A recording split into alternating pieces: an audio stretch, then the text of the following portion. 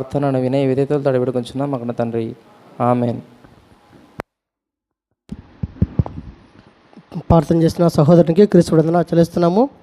మిగిలిన కార్యక్రమం నడిపించవలసిందిగా సహోదరుడు ఏ నాగరాజు గారిని కోరుతున్నాము.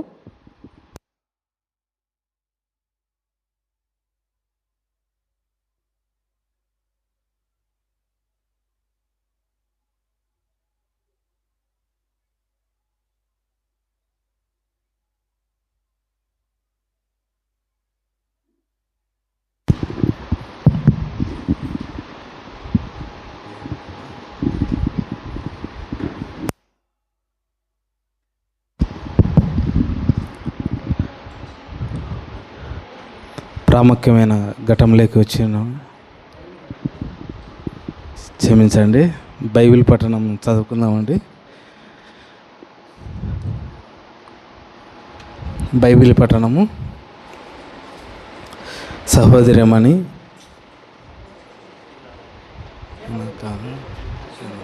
అశోక్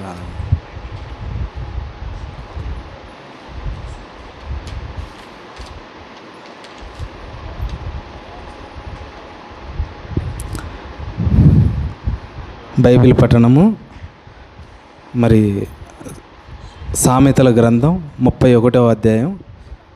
మరొకసారి సామెతల గ్రంథం 31వ అధ్యాయం మొదటి నుంచి చివరి వరకు సహోదరుడు అశోక్ గారు చదివి వినిపించవలసిందిగా కోరుచున్నాను.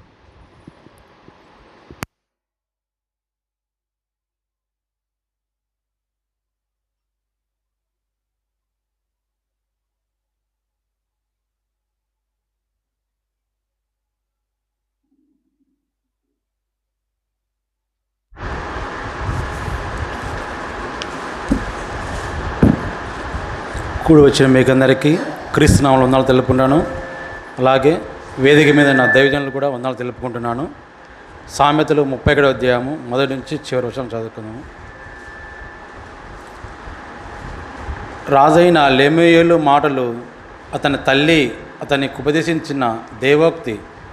నా కుమారుడా, నేనేమందును, నేను కన్న కుమారుడా నేనేమందును, నా మొరక్కుకొనిన కుమారుడా నేనేమందును, నీ బలమును స్త్రీలకు ఇవ్వకుము, రాజులను నశింపజేయి స్త్రీలతో సహవాసము చేయకుము, ద్రాక్షారసము త్రాగుట రాజులకు తగదు, లెమూయేలు అది రాజులకు తగదు, మద్య ప్రాసక్తి అధికారులకు తగదు, త్రాగినడల వారు కట్టలను మరుతురు, దీనులకందరికీ అన్యాయము చేయుదురు, ప్రాణము పోచున్న వారికి మద్యము నీయుడి, మనోవాక్యము గల వారికి ద్రాక్షారసము నీయుడి, వారు త్రాగి తమ పేదరికము మరుతురు, తమ శ్రమను ఇక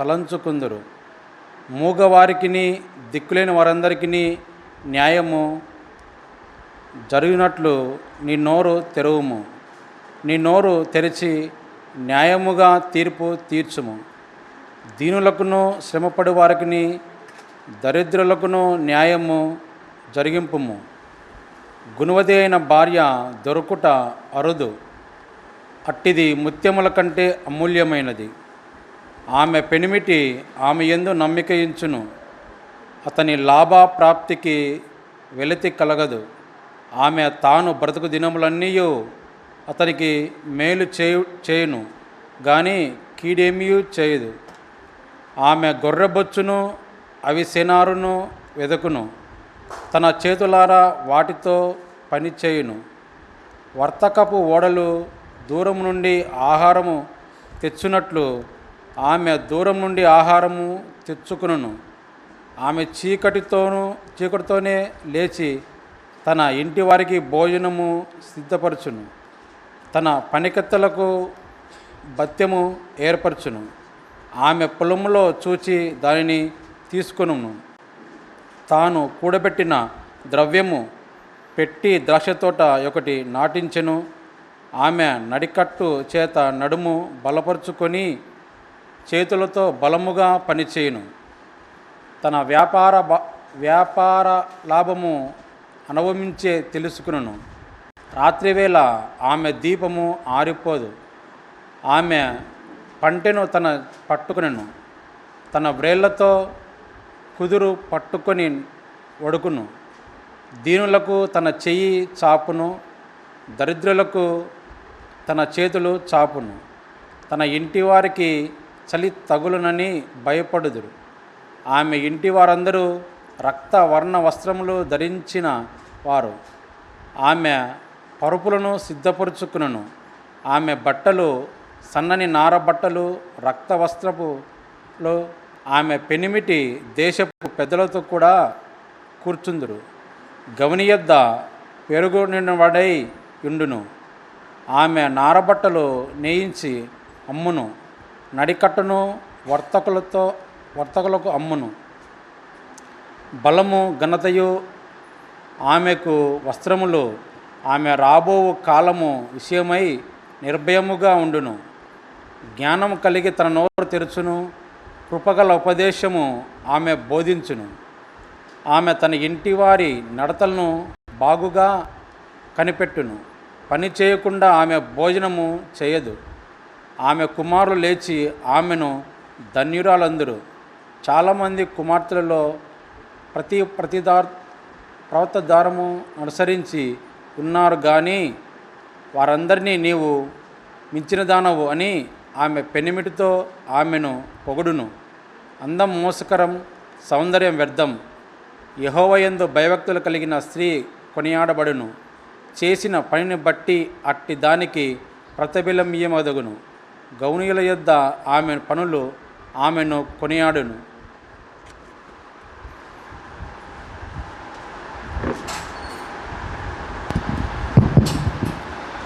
బైబిల్ పఠనం చదివి వినిపించినటువంటి అయ్యో అశోక్ గారికి యేసుక్రీస్తు నామంలో శుభములు తెలియజేసుకుంటున్నాము. ఇప్పుడు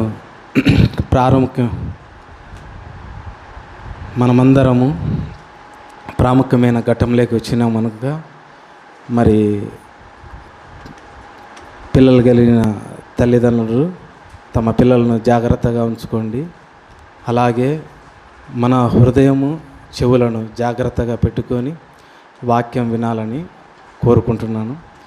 మరి ఈనాటికి నియమింపబడిన పాఠం దర్శన దేవుడు నిజమా. మరొకసారి దర్శన దేవుడు నిజమా అనే పాఠాన్ని సవివరంగా చెప్పడానికి మరి ఉడమల కుర్తిలో దేవుని సేవను జరిగిస్తున్నటువంటి సహోదరులు డి వీరనారాయణ ఈ సమయాన్ని అప్పగిస్తున్నాను.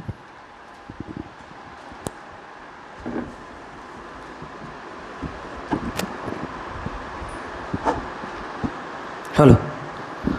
కూడి వచ్చిన దేవుని పిల్లలందరికీ యేసుక్రీస్తు పెట్టిన వందనములు. మరి మన మధ్యలో ఉన్నటువంటి దైవసేవకులు, మరి ప్రిన్సిపాల్ అన్న గారు, దైవసేవకులు యోహాన్ అన్న గారికి క్రీస్తు పేట వందనములు. వైస్ ప్రిన్సిపాల్ అన్న గారికి, మరి కమిటీ సభ్యులకు, దైవసేవకులందరికీ క్రీస్తు పేట నా వందనములు. పిల్లారా, చిన్న ప్రార్థన చేసుకొని వాక్యాన్ని ధ్యానించుకుందాం. మరి అందరూ ప్రార్థనలో ఏకీభవించండి. ప్రార్థన ద్వారా కొద్ది వాక్యమును మనం అందరం ధ్యానించుకుందాం. ప్రార్థన. ప్రేమగల కన్న తండ్రి, దయగల మా నాయన, ఇంతవరకు మమ్మల్ని అందరినీ సజీవ లెక్కలో ఉంచి తండ్రి, ఉదయకాలం అంతా మా పని బాటలలో తోడుగా ఉండి ఈ రాత్రికాల సమయములో సంఘముగా, సమాజముగా మమ్మల్ని అందరినీ ఒకచోట చేర్చి నీ మాటలు ధ్యానించుటకు తండ్రి మీరు ఇచ్చిన అవకాశమును బట్టి మీకే వందనములు. తండ్రి, నీ మాటలు ప్రకటించడానికి కూడా ఇదిగో నాయన నాకు ఇచ్చిన అవకాశమును బట్టి క్రీస్తు పేరిట మీకు వందనాలు చెల్లించుకుంటూ తండ్రి, వచ్చిన వారందరికై తండ్రి నీ మాటలు వినపడుచుండగా వినగల చెవిని, గ్రహించగల మంచి మనస్సును మీ బిడలకు దయచేయండి. తండ్రి, చెబుతున్న నాకును సమయోచితమైన జ్ఞానమును ప్రసాదించమండి. తండ్రి, ఈ కార్యక్రమం అంతటిలో ఈ బైబిల్ క్లాసులో మీరే తోడుగా ఉండి నడిపించమని యేసుక్రీస్తు పేరట ఈ ప్రార్థనడికి వేడుకొనిచున్నాం పరలోకమందున మా కన్న తండ్రి, ఆమేన్. పిల్లారా, ఈరోజు మనకు నియమింపబడిన పాఠం దర్శన దేవుడు నిజమా. దర్శన దేవుడు నిజమా. ఈ పాఠము పిల్లరా బ్యాచులర్ ఆఫ్ బైబిల్ థియాలజీలో సెకండ్ ఇయర్లో మరి ఈ పాఠాన్ని ప్రవేశపెట్టారండి. మరి ఇందులోని భావం ఏంటంటే, చాలామంది దర్శనములో దేవుడు మాకు కనపడుతున్నారు అని సాక్ష్యాలు చెప్పడాన్ని బట్టి మరి ఈ పాఠాన్ని తీశారని మనకు అర్థమవుతుంది. నిజంగా మనం ఆలోచిస్తే దర్శనాలు ఏనాటి కాలంలో ఉన్నాయి, ఎప్పుడు జరిగాయి, అసలు ఈ కాలంలో జరుగుతాయా, ఎవరి యొద్ద దర్శనాలు జరిగాయి అనేది మనము మన సొంత మాటలలో చెప్పకూడదండి. కానీ ఈరోజు చాలామంది మరి బోధకులైన వారు ఈనాటి కాలంలో కూడా దర్శనాలు జరుగుతాయి, మీరు కూడా ట్రై చేయండి, మీకు కూడా దేవుడు దర్శనం ఇస్తాడని చెప్పేసి చాలామంది బోధిస్తూ ఉన్నారండి. ఇది ఒక క్వశ్చన్. మీరందరూ ఆలోచిస్తే ఇక్కడ ఈ ప్రశ్న అనేది మనకి ఈరోజు బయటపడింది. ఇక్కడికి వచ్చిన మనమందరం ఏం చేయాలంటే ఈ ప్రశ్నకు జవాబును ఆలోచించాలండి. ఈ బైబిల్ క్లాసులో మనం ఎందుకు వచ్చామంటే ఒక ప్రశ్న మన ముందర పెట్టబడింది. ఒక ప్రశ్న మన ముందర పెట్టబడినప్పుడు ఆ ప్రశ్నకు జవాబు మనం బైబిల్ నుంచి తెలుసుకోవాలి. ఎందుకంటే మన మధ్య ఎక్కువగా మనం నివసిస్తున్నది మరి క్రైస్తవుల మధ్య నివసిస్తూ ఉన్నాం, అన్యుల మధ్య నివసిస్తూ ఉన్నాం. మరి వారందరికి కూడా ఏమి ఆలోచన వచ్చేసిందంటే నిజంగా ఈనాటి కాలంలో కూడా దర్శనాలు ఉన్నాయండి, నిజంగా మాకు కూడా కనపడ్డారని చెప్పేసి మనల్ని కూడా అడుగుతూ ఉన్నారు. అవునా? కొంతమందితో మాట్లాడినప్పుడు ఏం మాట్లాడతారంటే నాకు కూడా దేవుడు దర్శనంలో సెలవిచ్చాడండి, మాట్లాడాడండి నాతో, యేసుప్రభు నాకు కనపడ్డాడని మనతో మాట్లాడతారు. అలా చెప్పినప్పుడు మనం ఏం చెప్పాలి వాళ్ళతో? అలా చెప్పాలి అంటే వాళ్ళకు నిజంగా మీకు దర్శనాలు ఉన్నాయా, నిజంగా జరుగుతాయా, దేవుడు ఎక్కడ దర్శనాలను చూపించాడు, ఎక్కడ జరిగించాడన్న విషయాన్ని మనం తెలుసుకోవాలంటే ఈ ప్రశ్నకు జవాబును మనం నేర్చుకోవాలండి. అందుకే వచ్చిన వారందరూ పిల్లలు మొదలుకొని పెద్దల వరకు ఈ ప్రశ్నకు జవాబేంటో మనం నేర్చుకొని తీరాలి. అలా నేర్చుకోకపోతే ఎవరు చెప్పినా మనం కూడా ఏమనుకుంటామంటే నిజమేనేమో వాళ్ళు చెప్పింది, నిజంగా దర్శనంలో వస్తాయేమో, ఆ దర్శనంలో దేవుడు కనపడతాడేమో, మనం కూడా నమ్మేసే పరిస్థితిలోనికి వస్తామండి. అవునా? మరి పిల్లరా, బోధకులైన వారు కూడా ఇందులో మోసపోయారండి. బోధకులైన వారు కూడా మోసపోయారు. అందును బట్టి మరి పౌలు గారు ఒక విషయాన్ని మనకు ప్రస్తావిస్తూ ఉన్నాడు. కొరింథీయులకు రాసిన 2వ పత్రికకు వచ్చినట్లయితే బోధకులైన వారు కూడా ఎన్నో విషయాలలో ఏం చేస్తున్నారంటే తప్పిదాలలో వాళ్ళు కూడా దొరికిపోతూ ఉన్నారని చెప్పేసి ఒక మాటను రాయించాడండి. కొరింథీయులకు రాసిన 2వ పత్రిక 2వ అధ్యాయము 17వ వచనములో ఒక మాటను రాయించాడండి. దాన్ని చదివినట్లయితే మనకు అర్థమవుతుంది. కావున ఇట్టి సంగతులకు చాలినవాడెవడు? మేము దేవుని వాక్యమును కలిపి చెరిపెడు అనేకుల వలె ఉండక. చూడండి, అంటే వాక్యము అనేక మంది బోధిస్తూ ఉన్నారు. అందులో వాక్యం తెలిసిన వాళ్ళు ఉన్నారు, వాక్యం తెలియని వాళ్ళు ఉన్నారు. ఈ బోధలో ఏం జరుగుతూ ఉందంటే అనేకులు బోధిస్తూ ఉన్నాను, ఆ బోధలో కలిపి చెరిపేస్తూ ఉన్నారు, వాక్యాన్ని కలిపి చెరిపేస్తూ ఉన్నారు. కాలాన్ని చూడడం లేదండి, కాలాన్ని చూడడం లేదు, సందర్భాన్ని చూడడం లేదు, అది ఎప్పుడు ఏ భక్తుని కాలంలో జరిగిందన్నది చూడడం లేదు. బైబిల్ చదువుతున్న మనం కూడా ఎక్కువగా దేన్ని చూడాలంటే కాలాన్ని చూడాలండి. కాలాన్ని చూడాలా, సందర్భాన్ని చూడాలా. అవునా? ఆ భక్తుడు ఎవరనేది చూడాలి, ఆ విశ్వాసి ఎవరనేది చూడాలి. చదివేటప్పుడు ఇవన్నీ చూస్తేనే మనకు అందులోని పరమార్థం అర్థమవుతుందండి. అందుకే చాలామంది ఇలా గ్రహించక వాక్యాన్ని చెప్పేటప్పుడు ఏం చేస్తున్నారంటే కలిపి చెరిపేస్తున్నారని దేవుడు ఆవేదన పడుతున్నాడండి. అవునా? దర్శనములో ఏం జరుగుతుందంట? చాలామంది పాస్టర్లైన వారు కానీ బోధకులైన వారు కానీ ఏం చెప్తున్నారంటే దర్శనాలు ఎప్పుడు వస్తున్నాయంటే రాత్రి వేళ దర్శనాలు వస్తున్నాయని చెప్తున్నారండి. ఎప్పుడు వస్తున్నాయి? రాత్రి వేళ పనుకున్న తర్వాత దేవుడు మీకు దర్శనం ఇస్తాడు, ఆ దర్శనంలో మీతో మాట్లాడతాడు. అవునా? ఇలా మాట్లాడుతూ ఉన్నారండి. నిజంగా రాత్రి వేళే దేవుడు దర్శనంలో మాట్లాడతాడా? ఆలోచించండి. దర్శనాలు జరిగాయి. ఆ దర్శనాలు ఎప్పుడు జరిగాయి? ఒకసారి మనం బైబిల్లో చూస్తే దర్శనం ఏ కాలంలో జరిగింది, ఆ దర్శనం రాత్రికాల వేళ జరిగిందా లేదా ఏ సమయంలో జరిగినదని మనం ఆలోచిస్తే దర్శనాలు ఎక్కువగా ఏ కాలంలో జరిగాయంటే పాత నిబంధనలో జరిగాయండి. బాగా ఆలోచించుకోండి. పాత నిబంధన కాలంలో ఎక్కువ దర్శనాలు జరిగాయి. అందులో ఒక వచనాన్ని మనం ఆలోచిద్దాం. ఆది కాండానికి వచ్చేయండి పిల్లారా. ఆది కాండము 18వ అధ్యాయము మొదటి వచనాన్ని మనం ఆలోచించినట్లయితే చూడండి. మరియు మమ్రే దగ్గరనున్న సింధూర వనములో అబ్రహాము ఎండవేల గుడారపు ద్వారం ముందు కూర్చొని ఉన్నప్పుడు యెహోవా అతనికి కనపడెను. చూడండి, అబ్రహాం గారు పిల్లరా మరి మమ్రే దగ్గరనున్న సింధూర వృక్షం కింద ఉన్నప్పుడు ఎవరు ప్రత్యక్షమైనట్టుగా కనపడతా ఉంది ఇక్కడ? యెహోవా ప్రత్యక్షమాయెను. యెహోవా ప్రత్యక్షమాయెను. చూడండి పిల్లారా, యెహోవా ప్రత్యక్షమయ్యాడంట. అంటే దర్శనం జరిగిందా? ఈ మాటను చెప్పి చాలామంది మరి బోధకులైన వారు ఈ వాక్యాన్ని తీసుకొని దర్శనములో అబ్రహాం గారికి కనపడ్డారు దేవుడు, మరి మనకు కనపడడా? మనకు కూడా కనపడతాడు. అవునా?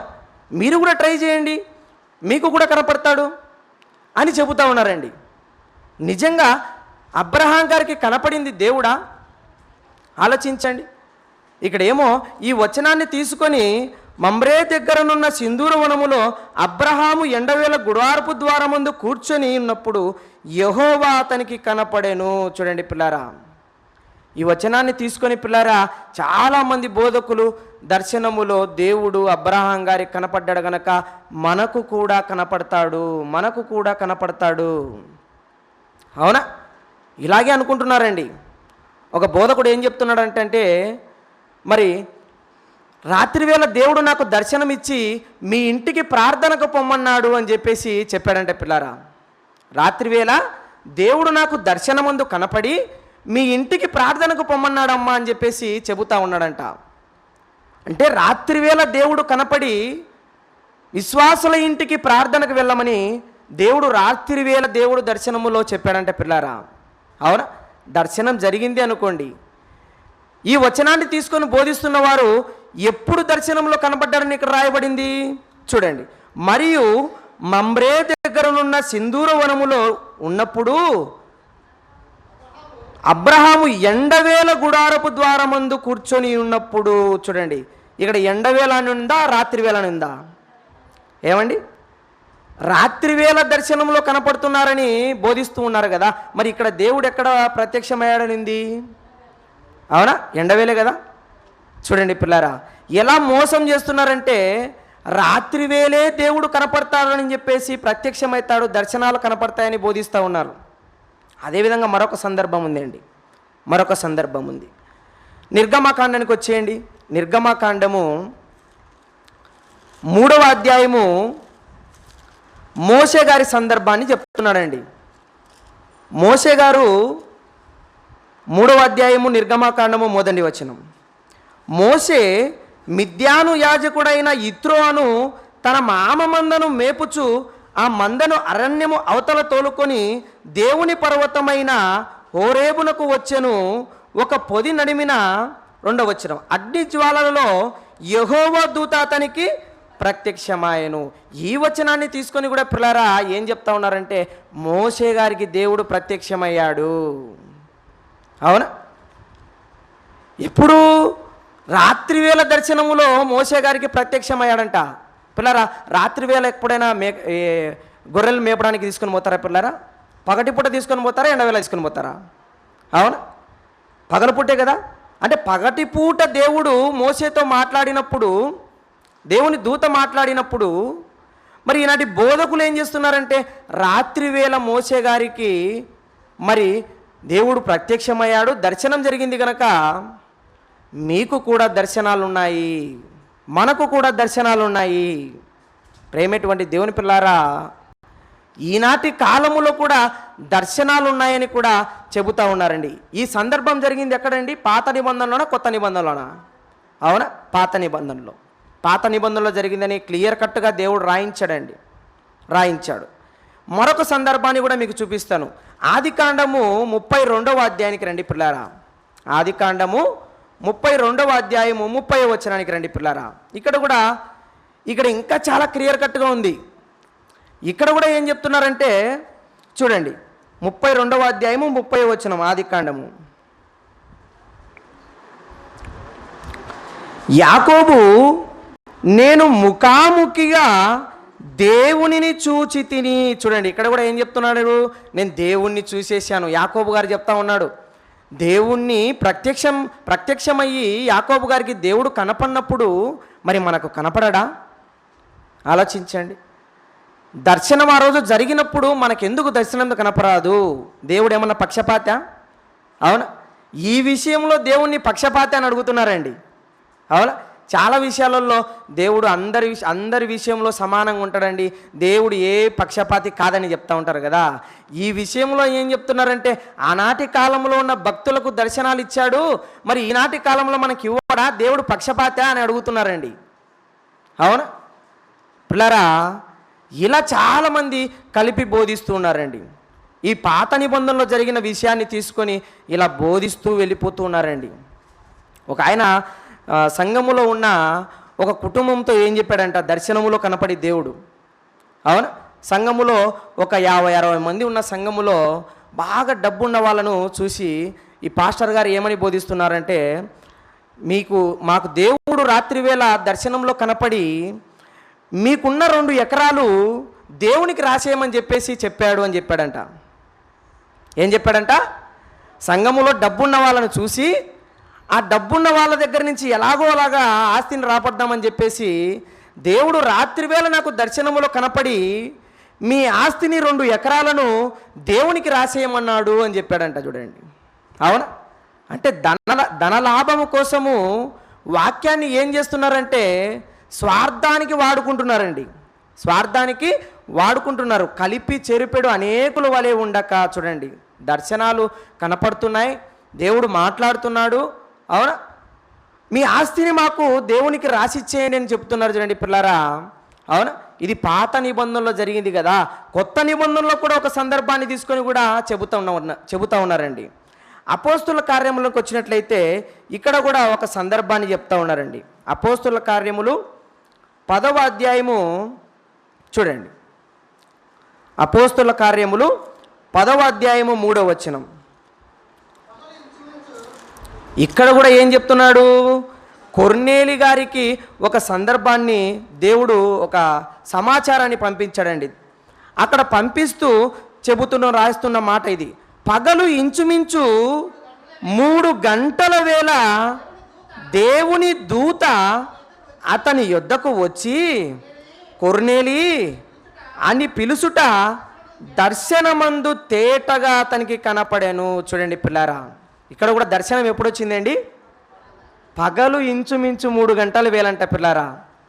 కానీ ఇప్పుడు చెప్పుకుంటున్న వాక్య ప్రకారంగా మనం చూస్తే చాలామంది బోధకులు రాత్రి వేలే అని చెప్తున్నారండి. అంటే వాక్యాన్ని ఎంతగా మనం ధ్యానించాలనో మనం అందరం ఆలోచించుకోవాలి పిల్లారా. మనం వాక్యాన్ని చూసుకొనుకోకుండా, అవునా, బైబిల్ని ఓపెన్ చేయకోకుండా, వాక్యం చెబుతున్న వారు బైబిల్లో ఉందా లేదా అని ఒకవేళ కానీ మనం చూసుకోకపోతే పిల్లారా, మనల్ని మోసపరిచే వాళ్ళు అనేక మంది ఉంటారు. అవునా? ఈరోజు మరి డాడీ గారు మనం చూస్తే బైబిల్ ఓపెన్ యూనివర్సిటీ అని పెట్టాడు. అంటే బైబిల్ ఓపెన్ యూనివర్సిటీలో చదువుతున్న వారందరూ బైబిల్ చేత పట్టుకొని రావడం కాదు, కానీ ఆ బైబిల్ని ఓపెన్ చేసి చదివేవారుగా చూసుకునేవారుగా ఉండాలని మరి ఆ టైటిల్ని పెట్టాడండి. అంతే కదా? మరి మనం అందరము బైబిల్ని ఓపెన్ చేసి చూసుకోకపోతే పిల్లరా, ఎక్కడో ఒక చోట మనం మోసపోవడానికి చాలా అవకాశం ఉంటుందండి. చాలామంది మోసపోతూ ఉన్నారు. అవును, మోసపోతూ ఉన్నారు కనుకే మరి దేవుడు చెబుతున్నాడు, దర్శనాలు వచ్చాయి ఆనాటి కాలములో. మరి ఎప్పుడెప్పుడు దర్శనాలు వచ్చాయంటే పగటిపూట వచ్చాయని అన్నట్టుగా మనం చూస్తూ ఉన్నాం. అవును, కానీ ఈనాటి బోధకులైన వారు రాత్రిపూట దర్శనాలు వస్తున్నాయి అని చెప్తా ఉన్నారండి. పిల్లరా, మనం అందరం వాక్యాన్ని నేర్చుకుంటున్నాం.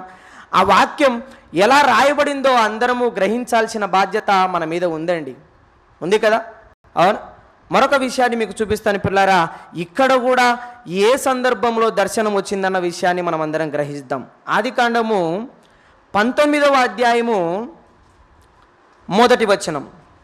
ఆదికాండము 19వ అధ్యాయము 1వ వచనం చూడండి పిల్లరా.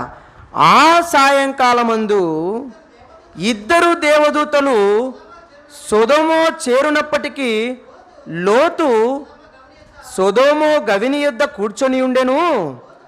లోతు వారిని చూచి వారికి ఎదురుగుండుటకు లేచి సాష్టాంగ నమస్కారము చేసెను. మొదటిలోనే రాయించాడండి, మొదటి పేరాలను ఏం రాయించాడు? ఆ సాయంకాలమందు. చూడండి, లోతు గారికి కూడా దర్శనం వచ్చింది. అవునా? ఏ సమయంలో వచ్చింది? సాయంత్రం కాలం వేళ వచ్చింది.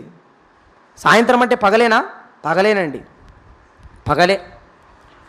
పగలే దేవుడు దర్శనాల రూపంగా మరి కనపడినట్టుగా కనపడుతూ ఉంటే మరి రాత్రి వేళ కనపడుతున్నారని చెప్పేసి బోధిస్తూ ఉన్నారు. మనమందరము వాక్యాన్ని చాలా జాగ్రత్తగా గ్రహించాలండి. చాలామంది మోసపరిచే వాళ్ళు ఉన్నారు బోధకులు లోకములో. మరొక విషయాన్ని కూడా మీకు చెప్తానండి. ఈ పాఠము నేను ఎగ్జామ్ రాసేటప్పుడు డాడీ గారు మెసేజ్ పెట్టుకొని విన్నానండి. డాడీ గారు మెసేజ్ పెట్టుకొని విన్నప్పుడు ఒక బోధకుడు ఏం చేశాడంటే తెలుసా, దర్శనాల గురించి చెబుతూ డాడీ, విశాఖపట్నంలో ఒక బోధకుడు ఉన్నాడండి, అతను మంచి యవనస్తుడు, ఆయన నాటి కాలంలో మంచి యవనస్తుడంట, ఆయన సేవ జరిగిస్తూ ఉన్నాడంట. ఆయన దగ్గర కూడా సంఘంలో చాలామంది ఉన్నారంట. ఆ సంఘములో ఒక కుటుంబంలో ఉన్న అమ్మాయి చాలా అందగత్తెంటండి, చాలా అందంగా ఉంటుందంట. ఈయన ఏం చేశాడంటే, ఆమె జాబ్ వర్కర్, ఆమెకు మంచి జాబ్ వచ్చింది. ఈ పాస్టర్ కన్ను ఎవరి మీద పడిందంటే ఆ అందగత్తె మీద పడింది, అంటే సంఘములో ఉన్న విశ్వాసి మీద పడింది. అప్పుడు ఆమెకు సంబంధాలు చూడడానికి వాళ్ళ తల్లిదండ్రులు చూస్తూ ఉన్నారంట. ఈ బోధకుడైన పాస్టర్ ఏం చేస్తూ ఉన్నాడంటే, ఎలాగోలాగా ఆమె నేను పెళ్లి చేసుకున్నాను అనుకో, ఆమె జీతము నాకే, ఆమె నాకే. అవునా? అప్పుడు చాలా రోజులు వెయిటింగ్ బట్టి ఒక మాట అని చెప్పారంటే పిల్లారా వాళ్ళ తల్లిదండ్రులను పిలిచి, రాత్రి వేళ దర్శనం ముందు దేవుడు నాకు కనపడి మీ కూతురిని వివాహం చేసుకోమన్నాడు అని చెప్పాడంటే పిల్లారా. చూడండి ఏం చెప్పాడంట, రాత్రి వేళ దర్శనం ముందు నాకు దేవుడు కనపడి మీ కూతురిని వివాహం చేసుకోమన్నాడు అని చెప్పగానే ఆ తల్లిదండ్రులు ఇద్దరు, అంటే దేవుడే సాక్షాత్తు నా కూతురికి సంబంధం కుదిరిచాడా? వాళ్ళు చూడండి, ఇంకా రాత్రి వేళ దేవుడే నా కూతురికి సంబంధం కుదిరిచాడా? అయితే ఓకే చేసుకోండి పాస్టర్ గారు. చూడండి పిల్లారా, ఎలాంటి విషయాలకు బైబిల్ వాక్యాన్ని చెరుపుతున్నారంటే చాలా స్వార్థపూరితమైన విషయాలకు దేవుణ్ణి వాడేస్తూ వాక్యాన్ని కలిపి చెరుపుతూ మోసపరుస్తున్నారండి. మోసపరుస్తున్నారా? చాలామంది మోసపరుస్తున్నారండి. నాతో కూడా చాలామంది చెప్పారు, వాక్యాన్ని చెప్పడానికి పోతాం కదా బయటికి, అప్పుడు చెబుతారు, అయ్యా నాకు కూడా దేవుడు దర్శనంలో కనపడ్డాడు, యేసు ప్రభు తెల్లటి వస్త్రం వేసుకొని నాకు కూడా కనపడ్డాడు, తెల్లవారుజామున ప్రార్థన చేసుకుంటూ ఉంటే కనపడ్డాడు, ఏదో నాకు ఒక రకమైన మాటలు వినపడుతున్నాయండి, ఇలాంటి మాటలు చెబుతూ ఉన్నారండి.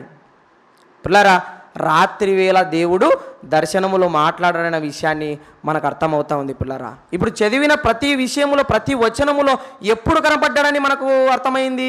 పగలు. దర్శనాలు వచ్చాయి, పాత నిబంధనలో వచ్చాయి, కొత్త నిబంధనలో కూడా దర్శనాలు వచ్చాయి.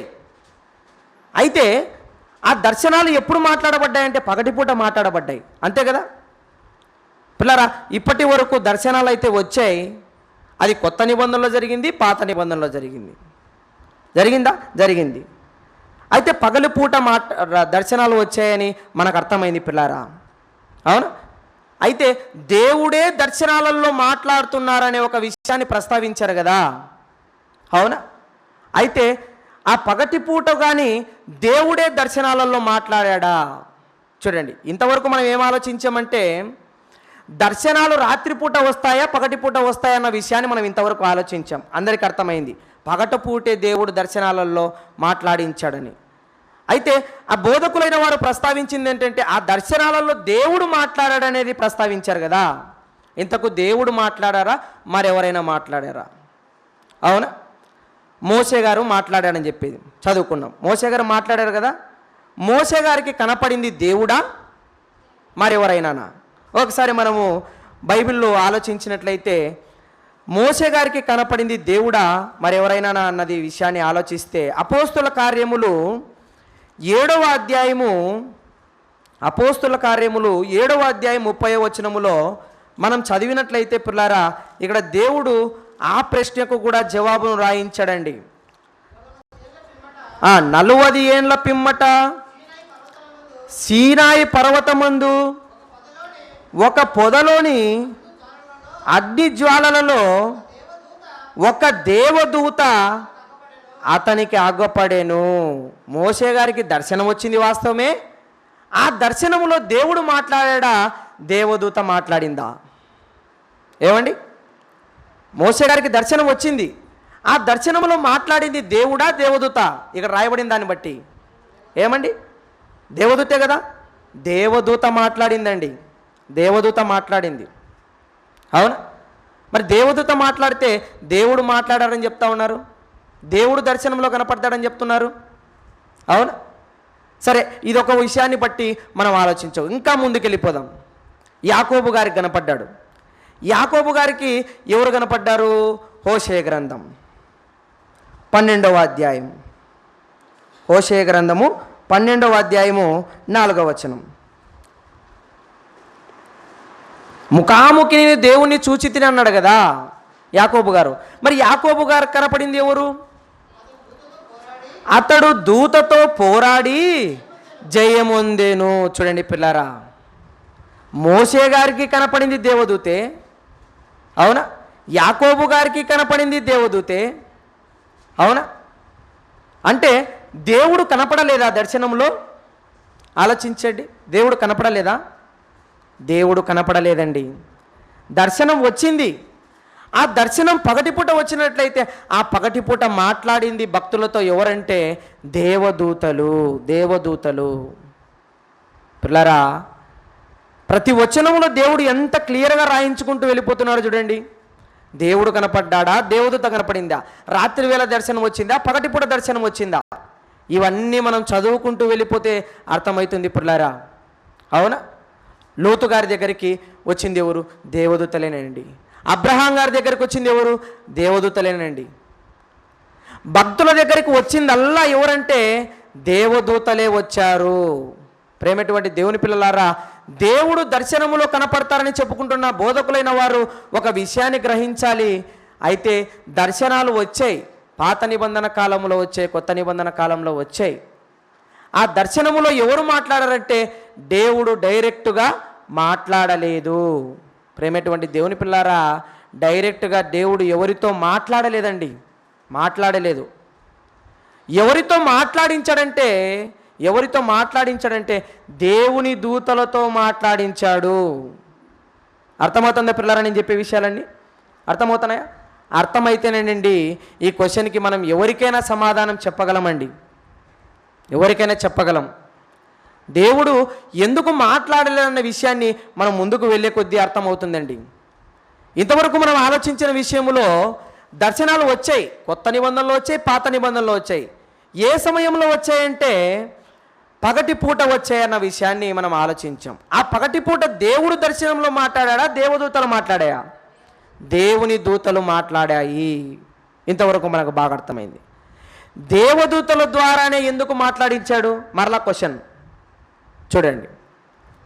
దర్శనాలు వచ్చాయి, కొత్త నిబంధనలో వచ్చాయి, పాత నిబంధనలో వచ్చాయి, పగటిపూట దర్శనాలు వచ్చాయి. ఆ పగటిపూట దర్శనాలలో దేవదూతలు మాట్లాడారు. ఎందుకు దేవుని దూతలతో మాట్లాడించాడు దేవుడు? దేవుడే మాట్లాడచ్చు కదా. అవును, ఆలోచించండి. దేవుని దూతలతోనే ఎందుకు మాట్లాడించాడో పిల్లరా ఒకసారి మనం అందరం ఆలోచిస్తే దేవదూతలతోనే దేవుడు ఎందుకు మాట్లాడించాడు? పిల్లరా ఒకసారి మనం అందరం గలతీలకు రాసిన పత్రికకు వచ్చేద్దాం. పిల్లరా, గలతీలకు రాసిన పత్రిక 3వ అధ్యాయము 19వ వచనానికి వచ్చినట్లయితే ఇక్కడ కూడా ఒక మంచి విషయాన్ని దేవుడు రాయించాడండి. గలతీలకు రాసిన పత్రిక 3వ అధ్యాయము 19వ వచనం. అలాగైతే ధర్మశాస్త్రం ఎందుకు? ఎవనికి ఆ వాగ్దానము చేయబడినో ఆ సంతానము వచ్చు వరకు అది అతిక్రమములను బట్టి దానికి తరువాత ఇవ్వబడును. అది మధ్యవర్తి చేత దేవదూతల ద్వారా నియమింపబడెను. చూడండి, దేవుడు ఎందుకు దేవదూతల ద్వారా మనకు దర్శనాలు ఇప్పించాడు ఆనాటి కాలంలో భక్తులైన వారికి అనేది మనం ఆలోచిస్తే పిల్లరా, దేవుడు చెప్తా ఉన్నాడు ఆనాటి కాలంలో కూడా దేవునికి మనుషులకు మధ్యవర్తులుగా ఎవరున్నారంటే దేవదూతలు ఉన్నాయంటే పిల్లారా. ధర్మశాస్త్రము ఇవ్వబడింది దేవదూతల ద్వారానే ఇవ్వబడింది. అవునా? మోసే గారితో మాట్లాడింది దేవదూతనే, యెషయా గారితో మాట్లాడింది దేవదూతనే, యెర్మియా గారితో మాట్లాడింది దేవదూతనే.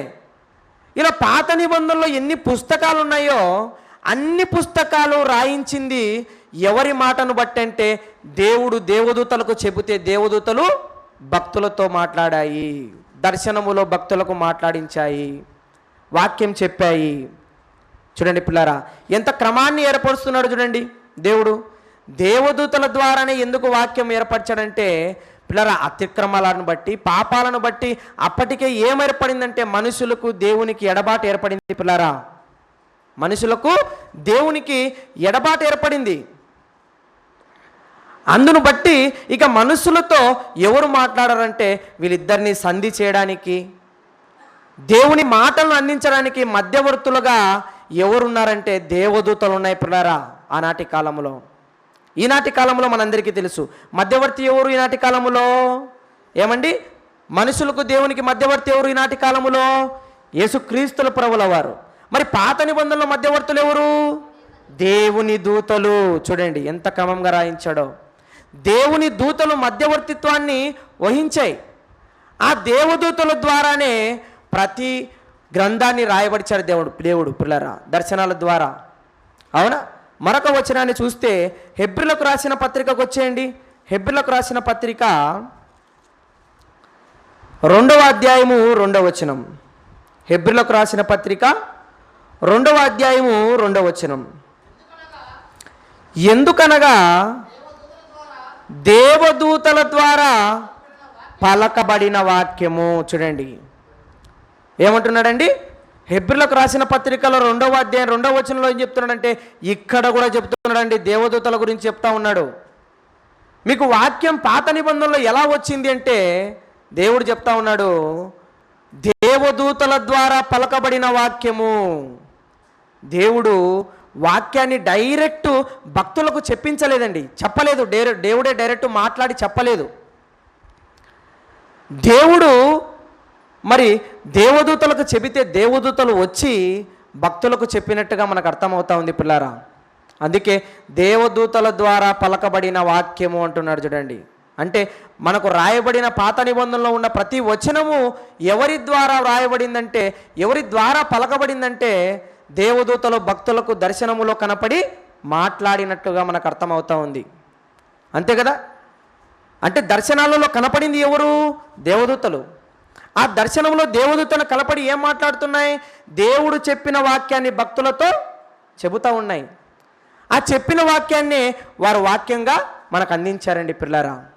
అవునా? ఇంతవరకు మనకు అర్థమైంది పిల్లారా. ఏమర్థమైంది? దర్శనాలు పాత నిబంధనలో జరిగాయి, కొత్త నిబంధనలో జరిగాయి. అవునా?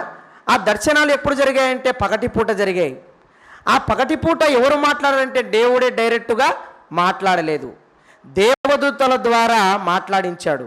ఏం మాట్లాడించాడంటే వాక్యాన్ని మాట్లాడించాడు. అవునా? ఎందుకు దేవుడు కనపడి మాట్లాడలేదు? ఎందుకు దేవుడు కనపడి మాట్లాడలేదు? ఆలోచించండి. ఎందుకు దేవుడు కనపడి మాట్లాడలేదు? అవును, దేవుడు కనపరాకపోవడానికి, మాట్లాడకపోవడానికి ఒక రీజన్ ఉందండి. ఈరోజు చాలా ఈజీగా చెప్పేస్తూ ఉన్నారండి క్రైస్తవులైన వారు, దేవుడు మీతో మాట్లాడతాడు, దేవుడు మీతో కనపడతాడు. అవునా? మీరు కూడా ట్రై చేయండి. తెల్లవారుజామున 4 గంటలకు కానీ 2 గంటలకు కానీ 3 గంటలకు కానీ లేచి ప్రార్థన చేసుకోండి. ఎడతెగక ప్రార్థన చేయమన్నాడు కదా, ప్రార్థనలో ఉండండి. మీ ప్రార్థన మెచ్చి దేవుడు కనపడతాడు, మాట్లాడతాడు అంటున్నారండి చాలామంది. అవునా? చాలామంది చెప్పేస్తూ ఉన్నారు కూడా, మాతో దేవుడు మాట్లాడాడండి. అవునా? ఉద్యోగస్తులు దేవుని సేవ చేయొచ్చా అనే ఒక పాఠాన్ని మీరు అందరూ విన్నారు. అవునా? దేవుని సేవకు ఎవరు పిలిచారంట? దర్శనంలో కనపడి. అవునా?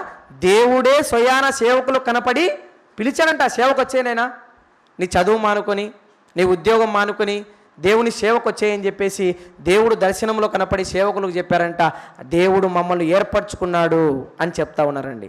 దేవుడు కనపరాడండి, దేవుడు కనపరాడు. కనపడితే ఏమవుతుంది తెలుసా? కనపడితే ఏమవుతుంది తెలుసా? ఒకసారి నిర్గమాకాండానికి వచ్చాడు పిల్లరా. నిర్గమకాండము 33వ అధ్యాయము 20వ వచనానికి వచ్చేయండి పిల్లారా. నిర్గమకాండము 33వ అధ్యాయము 20వ వచనం. నిర్గమకాండము 33వ అధ్యాయము 20వ వచనం. చూడండి పిల్లారా, ఇక్కడ ఒక విషయాన్ని ప్రస్తావిస్తూ ఉన్నాడు.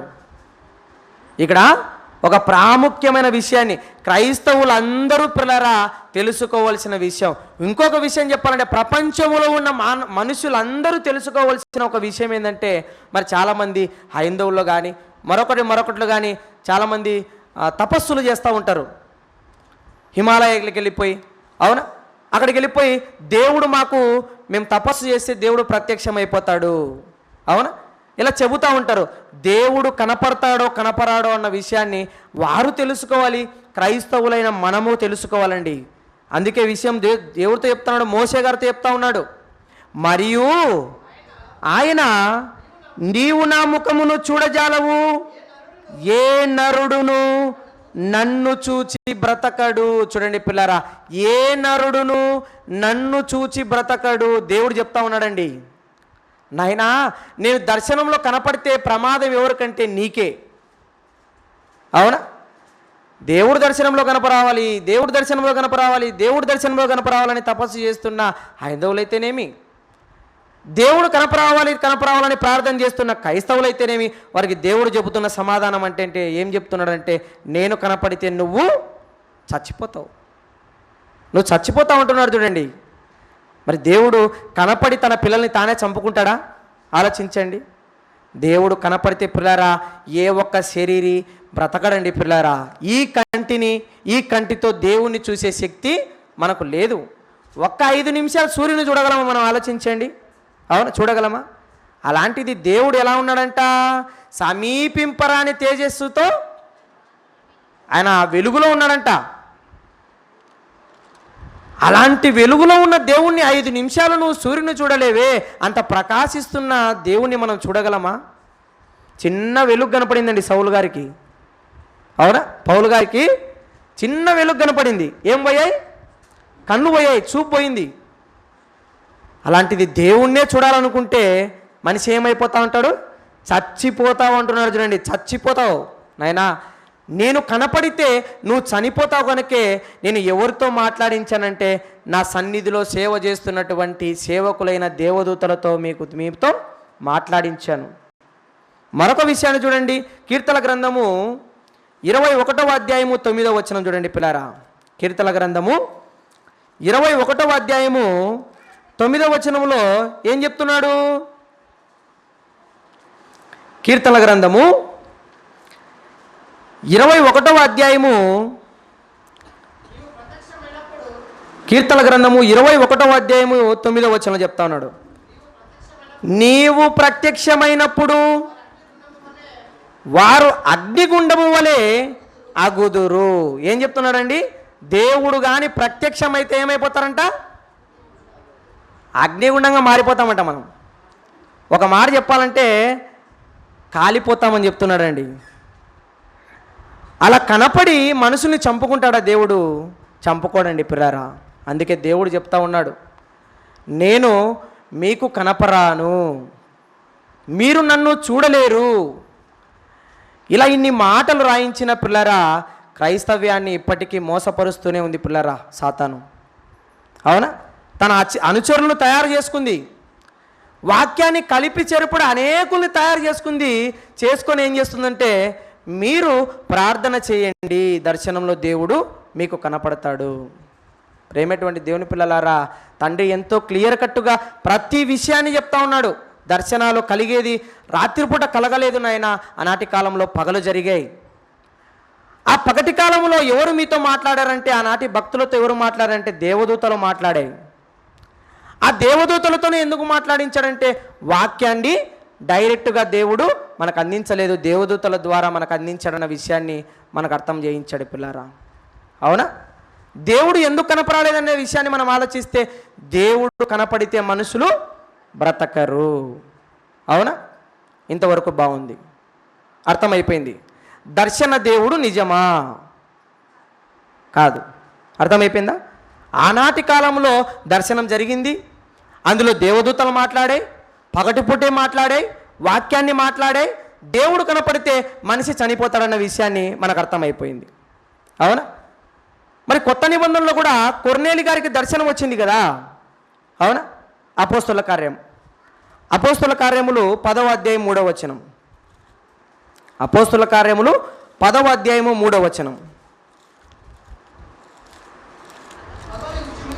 పగలు ఇంచుమించు 3 గంటల వేళ దేవుని దూత అతని యొద్దకు వచ్చి కొర్నేలి అని పిలుచుట దర్శనమందు తేటగా అతని కనపడాను. ఈ వచనాన్ని తీసుకొని ఈరోజు క్రైస్తవులైన వాళ్ళు, బోధకులైన వాళ్ళు ఏం చేస్తూ ఉన్నారంటే, మరి కొత్త నిబంధనలో కూడా మరి కొర్నేలి గారికి, అన్యజనుడైన కొర్నేలి గారికి దర్శనం వచ్చినప్పుడు, మరి ఈరోజు మనం కూడా అన్యజనులుగా ఉండి క్రైస్తవులుగా మారిన వాళ్ళమే కదా, మరి మనకెందుకు దేవుడు దర్శనం ఇయ్యడు?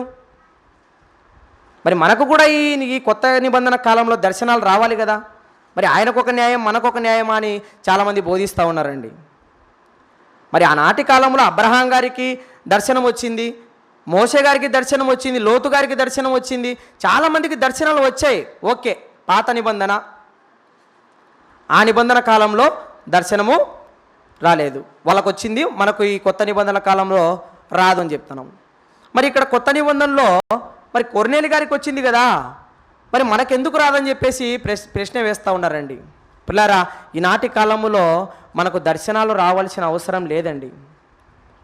దేవుడు మరలా కొత్తగా ఏదో చెప్పాలని అనుకోలేదు పిల్లారా.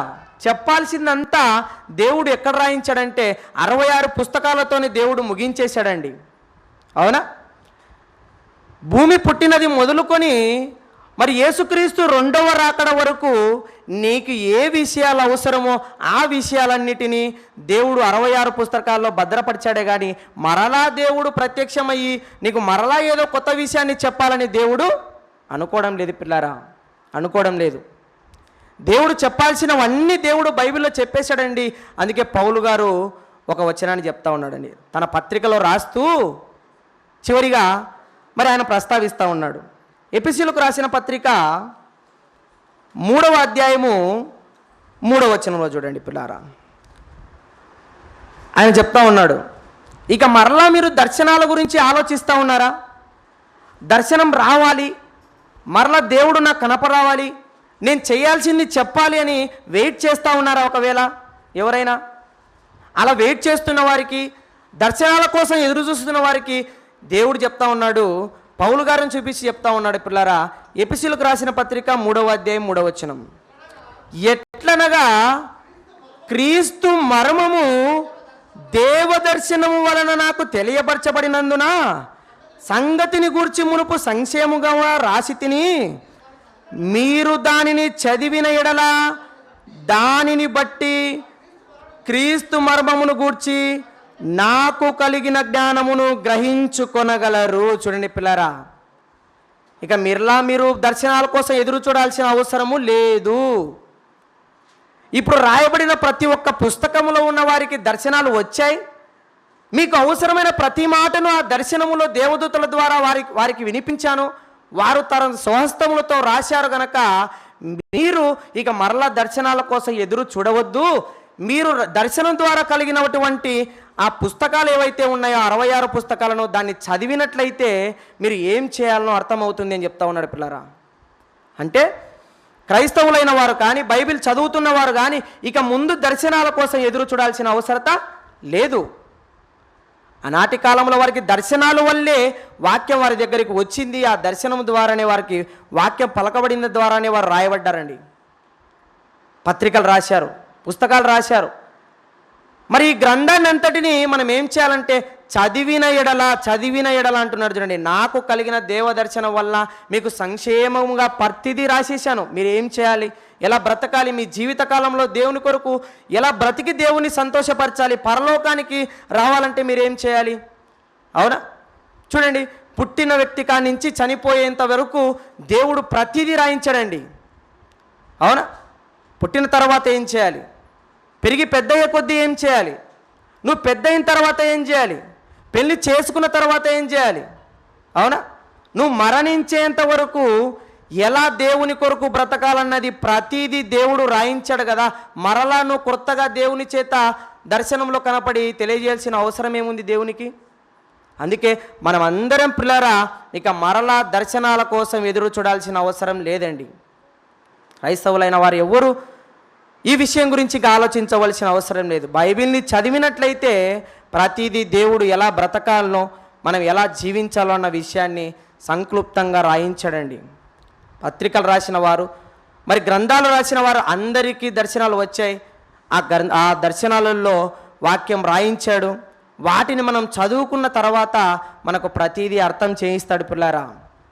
అవునా పిల్లారా? మనము సరిగా చదవకపోవడాన్ని బట్టి, మన ఆసక్తిని బట్టి దేవుడు మనకు ఎన్నో విషయాలు తెలియజేయడం లేదండి. నాతో కూడా కలుపుకొని చెప్పుకుంటున్నాను. ఎప్పుడు ఈ విషయాలను బయటికి తీస్తాడంటే, దేవుడు తెలియజేస్తాడంటే ఒక జయశాలి గారి ద్వారా. చూడండి, ఆయన పట్టుదల, ఆయన కృషి మన ముందర పెట్టాడు. అవునా? అలాంటి కృషి పట్టుదల మనలో ఉంటే మనకు కూడా అనేక సంగతులు దేవుడు నేర్పించడానికి ముందు ఉంటాడండి. అలా మనమందరము దర్శనాల కోసం ఎదురు చూడక బైబిల్లోని మాటలు ప్రతిరోజు మనం చదువుకుంటూ అర్థం చేసుకోవాలని కోరుకుంటూ, పిల్లరా, దర్శన దేవుడు నిజం కాదండి. అవునా? ఈనాటి కాలంలో దర్శనాలు రావు. మరి అందరూ ఈ మాటలు విన్న మీరందరూ మరి చక్కగా బైబిల్ని చదువుకొని మనం ఎలా బ్రతికి దేవుని సంతోషపరచాలన్న విషయాన్ని మనకు అర్థమైంది కనుక మరి అందరూ చక్కగా వాక్యాన్ని విన్నందుకు మరి క్రీస్తు పేరిట వందనాలు చెల్లించుకుంటూ చిన్న ప్రార్థన చేసుకుందాం. ప్రేమగల కన్న తండ్రి, దయగల మా నాయన, ఇంతవరకు మీరు రాయించిన దివ్య గ్రంథముల నుండి ఇదిగో నాయన, ఈనాటి కాలములో అనేక మంది బోధకులైన వారు వాక్యాన్ని అపార్థము చేసుకొని దర్శనములో మీరు కనపడతారు అని ఇదిగో తండ్రి మరి అనేక మంది క్రైస్తవులను మోసము చేస్తూ స్వలాభము కోసం ఇదిగో నాయన వారు సంఘాన్ని వాడుకుంటున్నారు తండ్రి.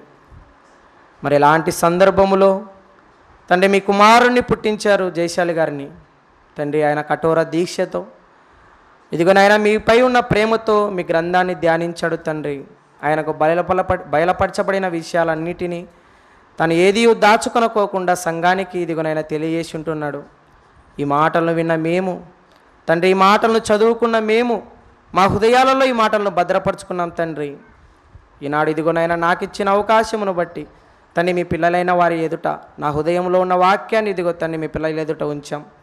ఇదిగో నాయన, ఈ వాక్యం విన్న మేమందరమును తండ్రి మీ గ్రంథాన్ని ధ్యానించే ప్రతి విషయాన్ని తెలుసుకోవాలని, దర్శనము ద్వారా మీరు కనపడిన విషయాన్ని మేము తెలుసుకొని ఉంటున్నాం. ప్రతి ఒక్కరి హృదయాల్లో ఈ మాటలు ఫలింపచేయండి తండ్రి.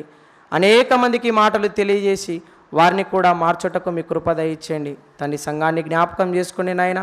ప్రతి విషయంలోనూ ఇదిగో నాయన మేమందరమును సంఘానికి లోబడుతూ సంఘానికి అనుకూలమైన జీవితాన్ని జీవించుటకు మాకు ఏవైతే కొదవగా ఉన్నాయో, లోటుగా ఉన్నాయో వాటన్నిటిని తొలగించి మీ కొరకు చక్కగా బ్రతుకుటకు మా జీవితాన్ని అనుకూలపరచమని ప్రాధేయపడుతూ తండ్రి, సంఘాన్ని నడుపుతున్న ఇదిగోనైనా సంఘ పెద్దలను, నాయకులను జ్ఞాపకం చేసుకుని తండ్రి మీరే తోడుగా ఉండి నడిపించండి తండ్రి. రాయేశన్న గారికి మంచి ఆరోగ్యమును, ఆయుస్సును దయచేయమని ప్రాధేయపడుతూ ఇక అనేక ప్రాంతాలలో నీ మాటలు ప్రకటించే భాగ్యాన్ని నాకును దయచేయమని వేడుకుంటూ ఈ మాటలన్నిటినీ ఇదిగోనైనా మా హృదయాలలో 30ంతలుగా 60ంతలుగా 100ంతలుగా ఫలింపచేయమని ప్రాధేయపడుతూ యేసుక్రీస్తు పేరట ఈ ప్రార్థన అడిగి వేడుకొనుచున్నాం పరలోకమందున మా కన్న తండ్రి, ఆమెన్.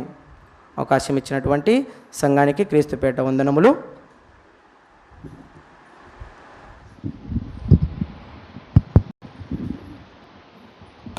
ప్రభునందు చేరి వచ్చిన మరి సంఘ సభ్యులైన మీకందరికీ ప్రభు పేరిట వందనాలు తెలియజేసుకుంటున్నాను.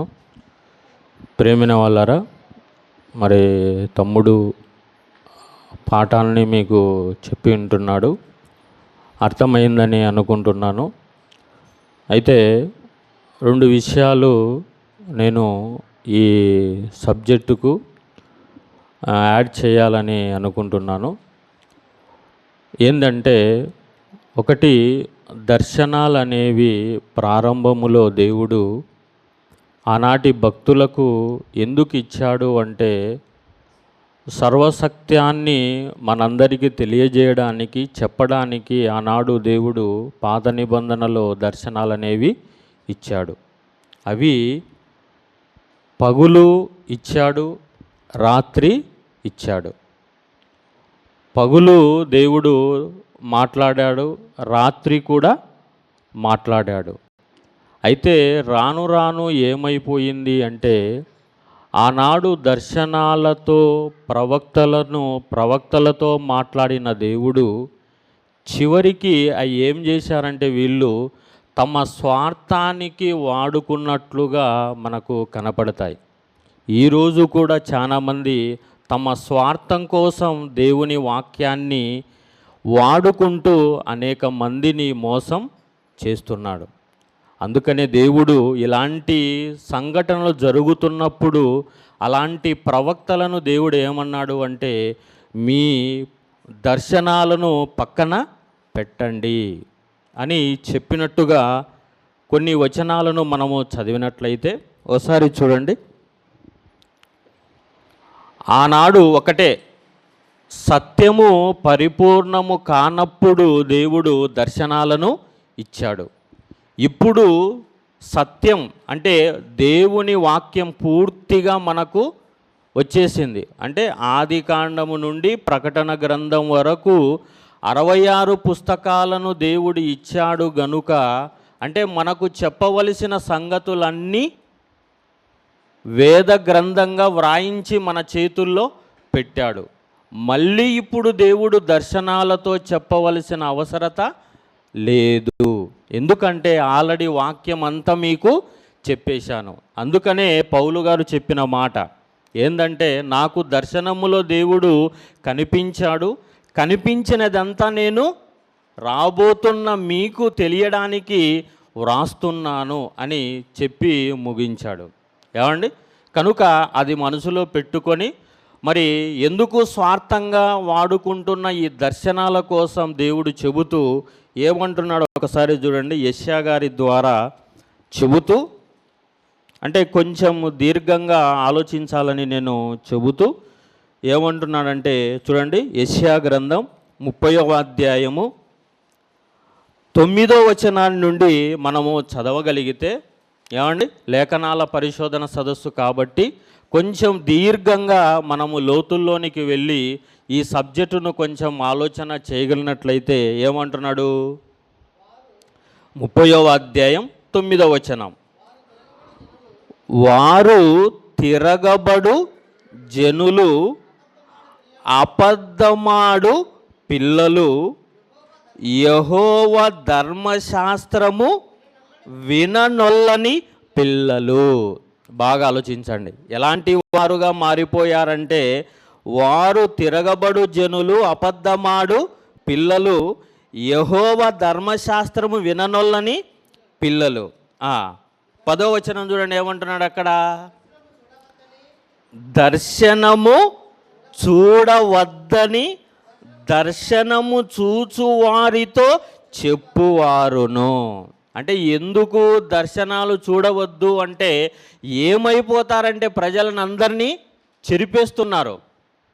ఇంకా ఏమంటున్నాడు? దర్శనము చూడవద్దని దర్శనము చూచువారితోనూ చెప్పువారును, యుక్తవాక్యములను మాతో ప్రవచింపకుడి, మృదువైన మాటలనే మాతో పలుకుడి, మాయా దర్శనములను కనుడి, అడ్డము రాకుండుడి, త్రోవ నుండి తొలగుడి.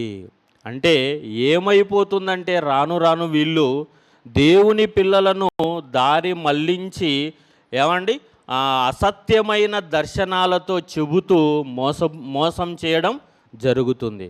అలాగా చెబుతూ మరొక ప్రవక్త ద్వారా దేవుడు చెబుతున్న మాటను మనం చదవగలిగినట్లయితే, ఇర్మియా గ్రంథం చూడండి. మరొక పెద్ద ప్రవక్తలలో మరొక ఆయన ఇర్మియా గారితో దేవుడు చెబుతూ, అంటే ఇప్పుడు ఎలాంటి దర్శనాలు లేవు, అప్పుడే దేవుడు దర్శనాలతో కనిన ప్రవక్తలతో దేవుడు చెబుతున్న మాటను మనము చూడగలిగితే చూడండి ఎంత బాగుంటుందో ఈ మాట. 14వ అధ్యాయం ఇర్మియా గ్రంథం 14వ అధ్యాయం 14వ వచనాన్ని మనము చదివినట్లయితే అక్కడ ఏమంటున్నాడు? యెహోవా నాతో ఇట్లనెను, ప్రవక్తలు నా నామమును బట్టి అబద్ధములు ప్రకటించుచున్నారు. ఎప్పుడట?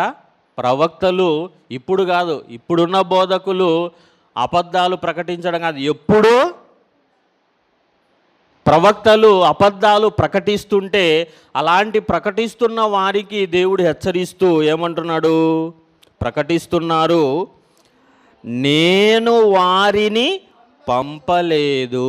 అంటే దేవుడు పంపుతాడు, వాళ్ళకు దర్శనాలు ఇచ్చి నువ్వు వెళ్ళు నా ప్రజల యొద్దకని దేవుడు చెప్పి వాళ్ళకు ఇస్తాడు. కానీ వీళ్ళు తమకు తామే వెళ్ళి దర్శనాలు దేవుడు మాకు కనిపించామని ఇప్పుడు మోసం చేశాడు. చూడండి, ఏమండి, అమ్మాయి కనపడితే అమ్మాయిని పెళ్లి చేసుకోమని ఓకే నీకు చెప్పాడు దేవుడు, అవతలి వాళ్ళకు కూడా చెప్పాలి కదా. ఏమ్మా పలాని పాస్టర్కు నేను చెప్పాను నీ కూతుర్ని పెళ్లి చేసుకోమని అని వాళ్ళకు కూడా చెప్పాలి కదా. కానీ వాళ్ళకు చెప్పాలి, ఈయనకే చెప్పినాడు. అంటే వాళ్ళకు పక్షపాత దేవుడు. అవతల వాళ్ళకు చెప్పినప్పుడు వీళ్ళకు కూడా చెప్పాలి. బైబిల్లో అదే ఒక సందర్భం ఉంది.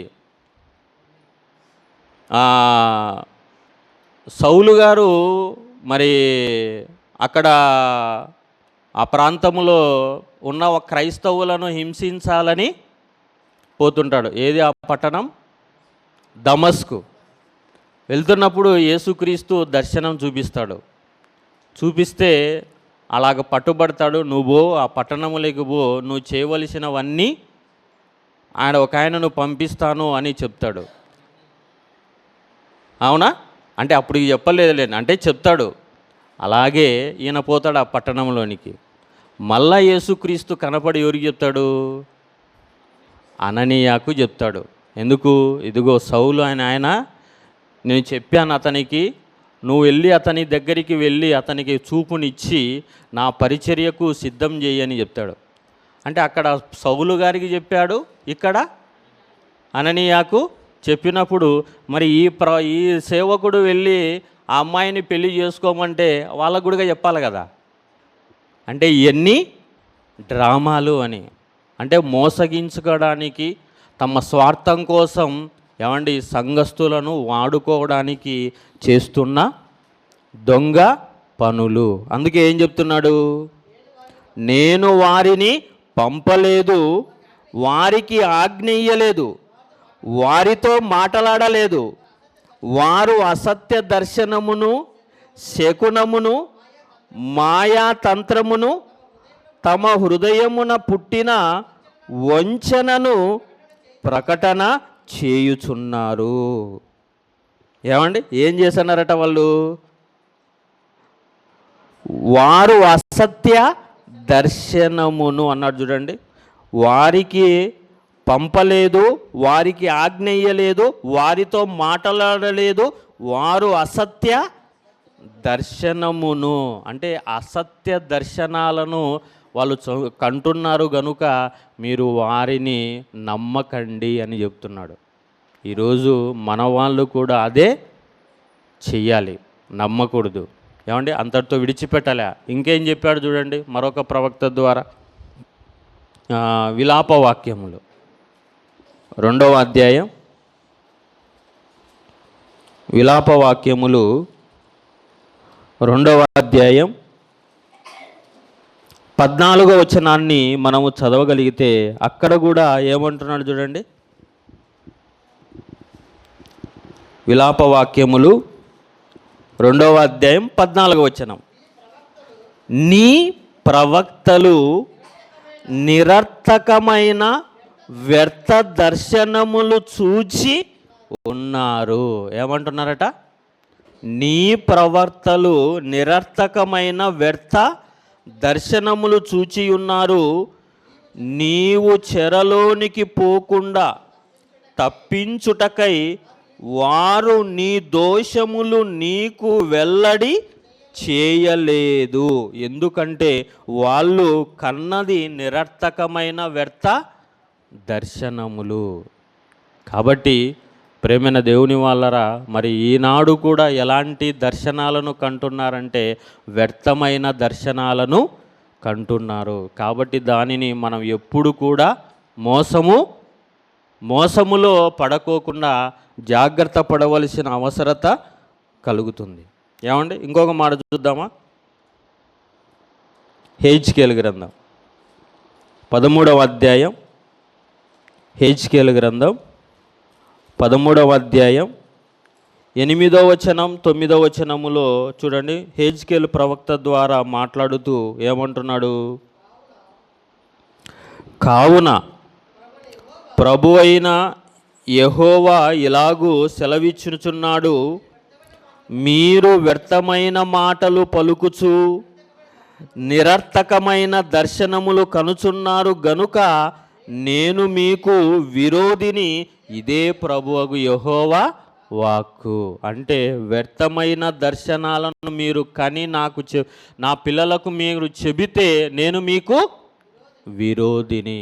అంటే దేవుడే విరోధి అవుతున్నారు. ఎప్పుడు? వ్యర్థమైన దర్శనాలను చెబుతున్న ప్రతి బోధకుడికి, ప్రతి ప్రవక్తకు దేవుడు విరోధిని అవుతున్నప్పుడు నిజంగా ఈ మాటలు వింటుంటే ఎంత భయపడాలి ఏమండి? కానీ ఈరోజు ఈజీగా మనుషులను మోసము చేస్తున్నారు. వీళ్ళు కూడా అలాంటి వారినే నమ్ముతున్నారా నమ్మలేదా? నమ్మి వేలు వాళ్ళకు పోస్తున్నాడు. ఎందుకంటే మా అయ్య దర్శనములో చూశాడు, ఏమని? నా ఇండ్లును కొల్లబెట్టవని. అవునా? అందుకనే చూడండి ఎంత మంచి మాట అంటున్నాడు. 9వ వచనం కూడా చదవండి. వ్యర్థమైన దర్శనములను కనుచు నమ్మదగని సోదెగాండ్రైన ప్రవక్తలకు నేను పగవాడను, వారు నా జనుల సభలలోనికి రారు, ఇశ్రాయేలీయుల సంఖ్యలో చేరిన వారు కాక పోవుదురు, వారు ఇశ్రాయేలీయుల దేశములోనికి తిరిగి రారు, అప్పుడు నేను ప్రభు అయిన యెహోవానని మీరు తెలుసుకొందురు. చూడండి ఎంత మాట చెప్తున్నాడో. వ్యర్థమైన దర్శనములు కనుచు నమ్మదగని సోదెగాండ్రైన ప్రవక్తలకు నేను పగవాడను అని అంటున్నాడు. కాబట్టి ఇలాంటి భయంకరమైన దర్శనాలు ఆ రోజు ఉన్నప్పుడు దేవుడిని చెప్పినప్పుడు, కానీ ఇప్పుడు ఏమైపోయిందంటే వాటన్నిటిని చెప్పి మోసము చేస్తున్నారు. అందుకనే దేవుడు చివరిగా సత్యములు సంపూర్తమైనప్పుడు పౌలు గారితో ఏం చెప్పాడంటే, ఇక దర్శనాలు ఏమీ ఉండవు నాయనా, నోరు మూసుకొని మీరందరూ నేను ఇచ్చిన గ్రంథాన్ని లేఖనాల పరిశోధనలు పెట్టుకొని మీరు నేర్చుకోండి తప్ప అనవసరంగా కూర్చొని దర్శనాలను చూడకండి అన్నాడు. చివరి మాట జకరియా గ్రంథం 13వ అధ్యాయం 4వ వచనములో ఈ ప్రవక్త ద్వారా దేవుడు మాట్లాడిస్తూ ఏమంటున్నాడు చూడండి. జకరియా గ్రంథం 13వ అధ్యాయం 4వ వచనం. ఆ దినమున తాము పలికిన ప్రవచనములను బట్టియు తనకు కలిగిన దర్శనమును బట్టియు ప్రవక్తలు సిగ్గుపడి. ఎందుకు సిగ్గుపడుతున్నారు? దర్శనాల ద్వారా చూసినప్పుడు ఎందుకు సిగ్గుపడాలి అంటే వారు చెప్పింది జరగలేదని అర్థం, అంతే కదా. చూడండి ఏమంటున్నాడు. ఆ దినమున తాము పలికిన ప్రవచనములను బట్టియు తమకు కలిగిన దర్శనమును బట్టియు ప్రవక్తలు సిగ్గుపడి ఇకను మోసపుచ్చకూడదని గొంగలి ధరించుట మానివేయుదురు. ఇక మీ మోసాలన్నీ కట్టిపెట్టి, ఇదిగో నేను వాళ్లకు సర్వసత్యాన్ని ఇస్తున్నాను, ఇక వాళ్ళు శ్రద్ధగా చదువుకుంటారే తప్ప మీ గొంగలి ధరించుట మానివేయుడి అని చెప్తున్నాడు. అంటే ఇక దర్శనాలు ఏమి నేను రానియను, మాట్లాడను ఇక అని దేవుడు జకరియా ప్రవక్త ద్వారా మాట్లాడిస్తున్నాడు. అంటే ఈరోజు ఇలాంటి విషయాలు తెలియకపోవడం బట్టే మన వాళ్ళు నమ్మి గుడ్డి వాళ్ళు, అదే గుడ్డివాడు గుడ్డివానికి త్రోవ చూపితే ఇద్దరు ఏడబడతారు, ప్యాలెస్లో పడరు, ఇద్దరు గుంటలో పడతారు, ఇద్దరు లేయలేరు, మరొకడు వచ్చి లేపాలి. కాబట్టి ప్రేమైన వాళ్ళారా ఆలోచించండి. అలాగా ఆలోచించుకుంటూ నిజంగా లేఖనాలను పరిశోధించుకుంటూ చదివితే దర్శనాలు అనేవి ఇప్పుడు క్రైస్తవులకు లేవు. మరి ఏం చేయాలి? తెలియాలి అంటే దీన్ని అనుక్షణము చదవాలి, ధ్యానించాలి, లేఖనాల పరిశోధనలు పెట్టుకోవాలి. అందుకనే 6వ లేఖనాల పరిశోధన సదస్సు పెట్టుకుంటున్నాం. అది ఓకేనా?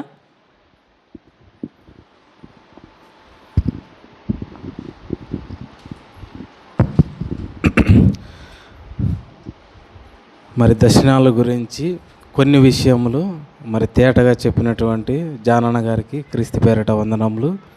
అలాగే దర్శన దేవుడు నిజమా అనే పాఠాన్ని చక్కగా వివరించి చెప్పినటువంటి మరి డి వీరనారాయణకు సంఘం అంతటి తరపున క్రీస్తు పేరిట వందనం తెలియజేసుకుంటున్నాము. మనమందరము లేచి నిలబడినట్లయితే సంఘ పరిచర్య నిమిత్తం కానుకలు సమర్పించుకుందామండి. శ్రీలమైతే వారు వచ్చి పాట పాడవలసిందిగా కోరుచున్నాం.